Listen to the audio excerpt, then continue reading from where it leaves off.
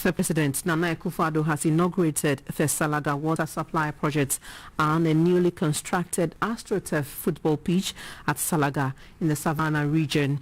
At the end of his two-day tour of the region, the Salaga water supply project, which was constructed in 1962, was upgraded to an urban water supply project which was hitherto rural, meaning it could not serve the growing population of the area. President Akufo-Addo, on a working visit to Salaga in 2017, directed the Ghana Water Company to transform the Salaga water project into a modern one after realizing that demand for water was high in Salaga and surrounding towns. The 13.9 million Ghana cedi Salaga water supply project has the capacity to supply 20,000 gallons of water a day to residents. The reconstructed project involved the rehabilitation of 2 steel elevator tanks, the construction of 21 standpipes, the provision of 10 storage tanks in Salaga, Kwengbe and Masaka, the rehabilitation of the existing water treatment plant structure, and the replacement of the old treated water transmission pipelines. The project also involved the renovation of 2 quarters for staff of the Ghana Water Company in Salaga. At the start of day 2 of his Savannah region tour, President Akufo-Addo paid a courtesy call on the Kwengbe Wura Babanye in Defosu at Kwengbe in the Salaga South constituency. I'm very happy to hear about the facelift that has been given to Salaga and the development initiatives that are successfully taking place here. So I'm looking forward to working in a very close and fraternal way over the next 3.5 years to consolidate your rule here in became the Kwengbe Wura. That's why I've come here to inspect the ongoing town roads reconstruction that is taking place in Kwengbe. There will be many more initiatives on the way, and I'm sure I'll be back again. The Kwengbe Wura commended the president for developmental projects in the Savannah region. In the municipality, we now have a sustainable water supply project. More than 3 ongoing market projects, including Bunjai, a modern AstroTurf football pitch, a completed modern warehouse facility, a rice factory, almost completed, a regional feeder roads department office complex, ongoing Salaga Township roads, Tamale Mankango roads, and Deba Fufuso road, and many more. President Akufo-Addo also inaugurated the Salaga AstroTurf football pitch, a project which was started in 2018 under the then Ministry of Inner Cities and Zongo Development. The 1.9 million Ghana cedi AstroTurf will help to promote sports in the municipality. The president urged the youth to make good use of the facility and called on the municipal assembly to regularly keep the pitch in shape to ensure its longevity. While in Salaga, President Akufo-Addo also inspected ongoing works on the 71-kilometer Bunjai-Fufoso road, which connects Bunjai to Yape through Tutule and Kusawu to Fufoso. This stretch connects the eastern and western part of the Savannah region, without commuters using Tamale in the northern region, which means a reduction in travel time. The project was started in February 2020 and scheduled for completion in August 2023. The project is now 30% complete. Contractors of the project, MS Maums, promised to deliver on time. The Chief Justice, Justice Enini Boa, has directed a formal complaint to be made to the Criminal Investigations Department of the Ghana Police Service to investigate a bribery allegation in which he has been mentioned by a lawyer. Ghana Telecommunications Company and the Lands Commission, according to the Office of the Chief Justice, his attention was drawn to copies of letters from the lawyer and his client, which currently is circulating on social media. In a statement, the Chief Justice described the situation as sad, as his name is being dragged into a potential criminal matter without evidence. The statement continues that, although the plaintiff in the case had unsuccessfully petitioned the Office of the Chief Justice to recuse the trial judges on the case on claims that there were prejudice against him, Justice Yeboah had never met, seen or had any personal interactions with the plaintiff. The statement said it is on record that Justice Enini Yeboah was the only judge on a panel who on March 31, 2021 dissented in an application at the instance of the plaintiff Ojiodom Abrenukwesi Atta V in favor of the respondent, Ghana Telecommunications Company Limited. Limited. The Chief Justice is therefore asking the CID to investigate the matter for necessary action. Also, a petition is being sent to the General Legal Council's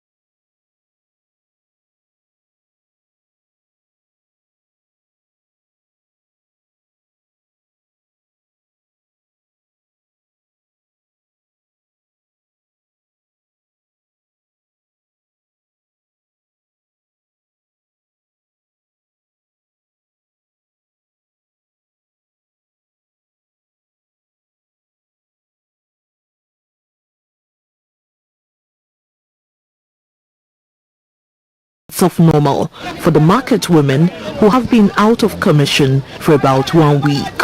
However, personnel from the fire service are still at the site. According to the division officer of the Accra Metro Fire Station, Mr. Alfred Korti, the personnel are still at post to make sure that evidence to aid the investigation is not tampered with while it is ongoing to ascertain the actual cause of the fire. Meanwhile, the Accra Metropolitan Assembly AMA has set up a 7-member committee to investigate the cause of the fire. It will assess the integrity of the structure to determine whether it is fit to be there or has to be pulled down.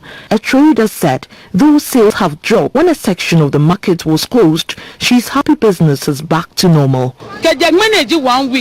We are excited to be back at work, but authorities must take a cautious decision about the demolition of the structure. Another trader suggested that if the structure should be pulled down by the AMA, it should be done at the weekend. We can't stop authorities from pulling down the building, but if it will be done, it should be done on a Sunday. Also, a pathway must be created for customers to reach us. More than 100 shops containing fabrics, cosmetics, jewelry, toys and other items valued at millions of Ghana cedis were destroyed in the fire.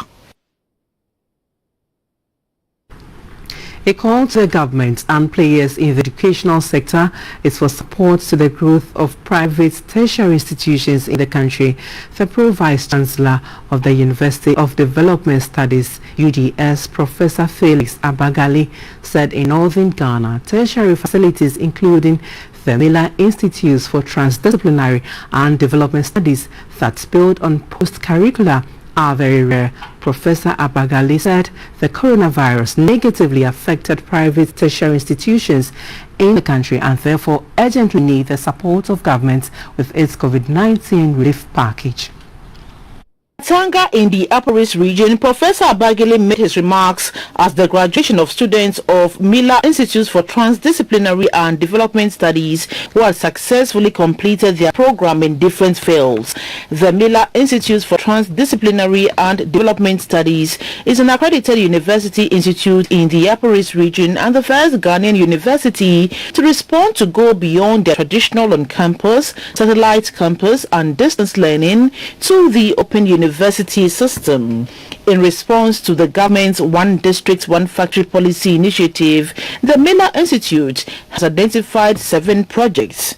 The Grass for Charcoal projects, which also include developing paper for paper bags and toilet paper, the transformation of groundnut vines into organic fertilizer, transforming the Bolgatanga meat factory into a multi-purpose abattoir, developing the bamboo plants to produce matchsticks and toothpicks, Wolongo ranching linking with the Nasia rice production and developing the Molugu multi-vegetable factory. The president of the Miller Institute for Transdisciplinary and Development Studies, Professor David Miller, appealed to government and the Gates Fund and other philanthropists for assistance in areas such as ICT services, library and classrooms. He said the school has currently temporarily trimmed its undergraduate programs and has no level 100 or level 200 intakes anymore. We are developing a diploma course on organic farming and biodynamic agriculture.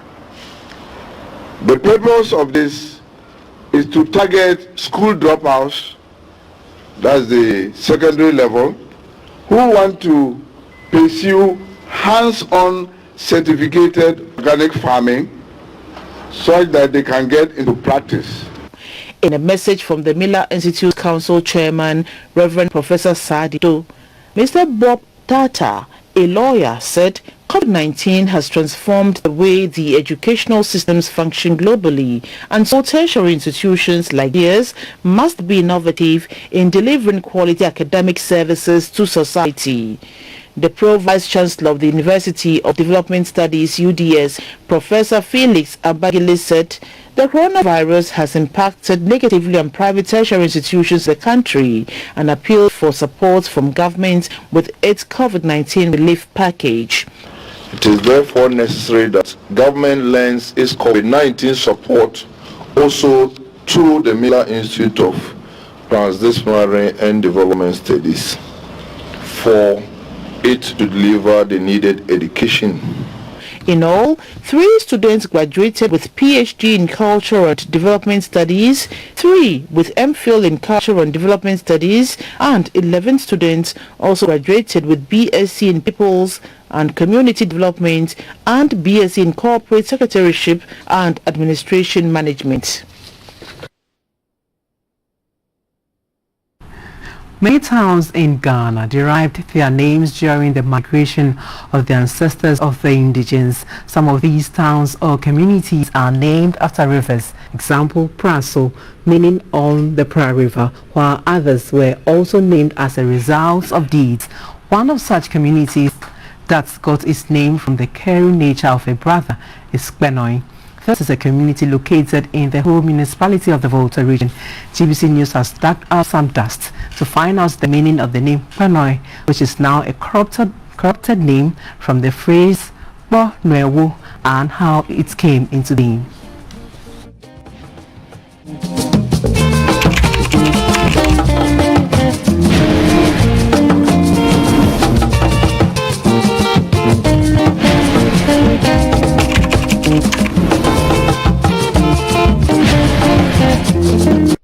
Kpenwe is one of the towns that constitute Asogli in the whole municipality of the Volta region.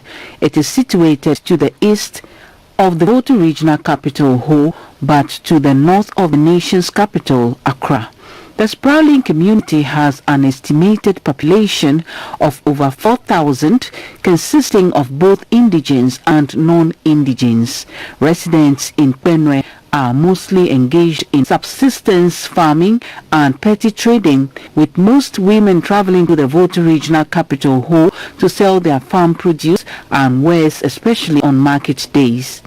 The people of the area also celebrate the Yam Festival. From oral history in the expeditions of the migration of the Ewe people from Ngoche to their various and current dwelling places, Togbe Kakla and his people broke away from the larger Ewe group to settle at Komejrale near present-day Ho, the capital of the Volta region. It is said that Togbe Kakla had 3 sons and a daughter. They were Akwe, Lechu, Aso, and Esa. At Komejrale, the Asoglis engaged in subsistence farming and hunting. As Komejrale lands gradually lost fertility and could no longer support any meaningful economic activity and the growing population, the Asoglis migrated further. The descendants of Akwe and Lechu founded Akwefe and Kpenwe, and later Takla. Also from history, the descendants of Aso settled at the present-day Ho after a brief stopover at Ho Wedo. The only daughter of Togbe Kakla, Esa, migrated and settled at present-day Saviepe, which lies north of Ho. Again from oral history, when the third son of Togbe Kakla, Aso, left and founded Ho, the second son, Lechu, is believed to have said, though they are not moving with their source, they will step aside and watch over their neighbors, their source. The phrase Kpenwe then became the name Kpenwe of the town that Lechu founded. The paramount chief of the Kpenwe traditional area, Togbe Kotoku, gives us more background on the meaning and the origin of the name Kpenwe. Asogli is made up of the direct descendants of Togbe Kakla, and this includes Akwefe, Kpenwe, Ho, and Takla. Kpenwe derives the name from a deity called Petu, and they sometimes refer to themselves as Petuvio because of brotherly love and care for one another. They decided they were not going from each other, and Kpenwe was so close to Ho, and where they settling now, they call it Bonwewe, so that we can watch over activities of our brothers. For the people of Kpenwe, the increasing number of residents in the community should draw the attention of authorities to ensure that there is a corresponding improvement in the areas of provision of safe drinking water, health infrastructure, education, road networks, among others. A site has been cut for redevelopment of the Koforidua Jackson's Park into an ultra-modern facility. From all indications, the redevelopment of the park will ultimately open up the new Joburg South Municipality of the Eastern Region for economic and business activities, which will lead to the country's accelerated development. The project, estimated at 10 million Ghana cedis, falls under the Ghana City Support Program. 9,930,484.85 Ghana cedis project will comprise basket and volleyball courts, public stand with stores, electrical rooms and VIP stand, car park, restaurant with pubs, washroom and swimming pools, among others. The World Bank funded project will be executed in 4 lots by 4 different contractors. The municipal chief executive of New Joburg South, Ms. Isaac Jesipel, stated that the assembly is privileged to be part of 25 assemblies benefiting from the projects in collaboration with the Ministry of Local Government and Rural Development. For several years, this park has provided the grounds for hundreds and thousands to gather end to bury their loved ones. Our national events such as 6 March, May Day, 11/11, sporting activities and other important events have all been held on this park. Through intense lobbying and lots of stakeholder consultation, we settled on redeveloping and reconstruction of this park to continue to serve thousands of our people. The Member of Parliament for New Jabin South, who is also the Deputy Minister for Trade and Industry, Mr. Michael Chebefi, indicated that the reconstruction of the park will help to a large extent open up the place for economic and business activities, which will lead to the country's accelerated development. The Eastern Regional Minister, Mr. Seth Kwame Champo, indicated that the social setting of every gathering will be now improved. All the facilities will be positioned in a manner that will enhance the setup according to the standards we have put by the designs set up by the consultants. Users of the park will not have any challenge of setting up their programs. All programs and events can be organized concurrently without creating any inconvenience. The Omahini of the New Jabin traditional area, Dasebu Tibuatin, lauded the project, which according to him will help to a large extent lead to a rapid development of the area. He also entreated them to adopt a culture of maintenance to enable the facility have longer lifespan. The project is under the construction of Jabora Company Limited, Procal Links Company Limited, Lee Coast Enterprise and Prefos Limited.